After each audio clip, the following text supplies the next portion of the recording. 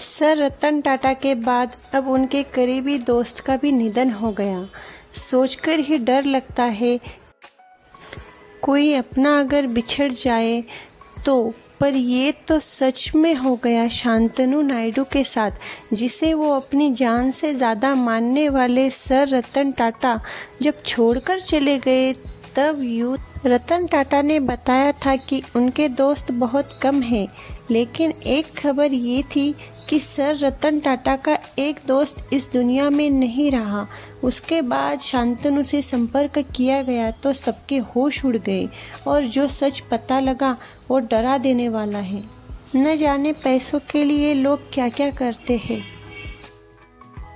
अगर आपका दिल भी यही कहता है कि सर रतन टाटा बहुत अच्छे इंसान थे तो उनके लिए एक लाइक और सब्सक्राइब कर दीजिए। शांतनु नायडू और रतन टाटा जो 8,000 करोड़ अपने पीछे छोड़ गए हैं, उनके बारे में जानना बहुत ज़रूरी है।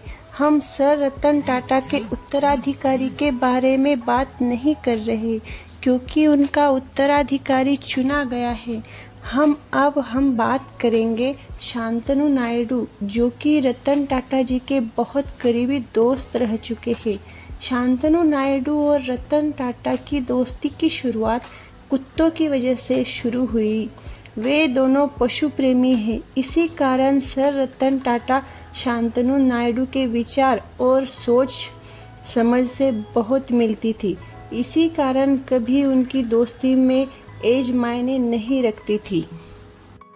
शांतनु नायडू टाटा ग्रुप में जनरल मैनेजर के पद पर काम करते हैं और नए स्टार्टअप में निवेश को लेकर टाटा ग्रुप को सलाह देते हैं, लेकिन उनकी उपलब्धियां यहाँ तक सीमित नहीं है।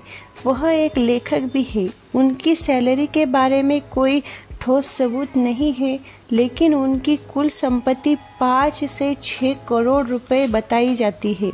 रतन टाटा के निधन के बाद कई तरह के सवाल थे उनके उत्तराधिकारी को लेकर। लोग जानना चाहते थे क्या शांतनु ही रतन टाटा की विरासत को संभालेंगे, क्योंकि शांतनु ने ही उनके अंतिम समय में देखभाल की थी और एक दोस्ती की मिसाल पेश की, जिसने लोगों को ये बताया कि दोस्ती के लिए उम्र मायने नहीं रखती। मायने रखती है आपकी काबिलियत और दूसरों के प्रति आपकी करुणा। पर जब रतन टाटा के सौतेले भाई नोएल टाटा को सर्व संपत्ति से टाटा ट्रस्ट का नया चेयरमैन बना दिया गया है, लोगों के मन में कई सवाल है। लोगों का मानना है कि ये शांतनु के साथ सही नहीं हुआ। कमेंट में ज़रूर बताएं। क्या आपको मालूम है सर रतन टाटा का एक और भी दोस्त था? उसका नाम था गोवा, यानी उनका कुत्ता।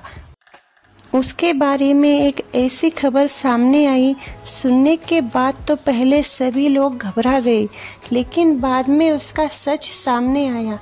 दरअसल सोशल मीडिया पर अफवाहें फैलाई जा रही थी कि गोवा अब नहीं रहे। व्हाट्सएप पर एक फर्जी संदेश वायरल हुआ। इसमें लिखा था, दुखद खबर, टाटा के निधन के 3 दिन बाद उनके दोस्त गोवा भी चल बसे।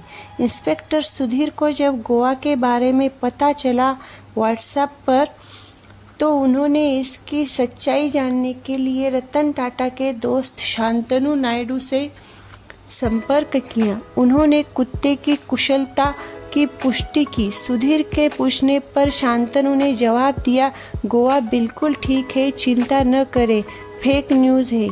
उसकी पुष्टि होने के बाद सुधीर ने एक इंस्टाग्राम पर रील पोस्ट की। उसमें उन्होंने ये फोटो शेयर किया था। वीडियो अच्छा लगे तो लाइक, शेयर और सब्सक्राइब ज़रूर करें। जय हिंद।